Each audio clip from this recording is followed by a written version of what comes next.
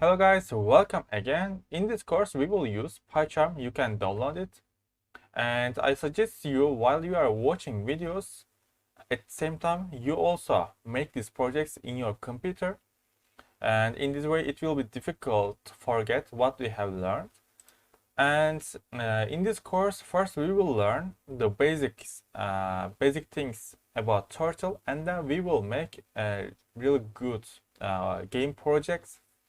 So when you finish this course, you will totally understand Turtle, and you also start to make your own projects with Turtle, and you can use Turtle efficiently. And when you are watching videos, if you have something you didn't understand, please ask me. I will answer all your questions at the same day.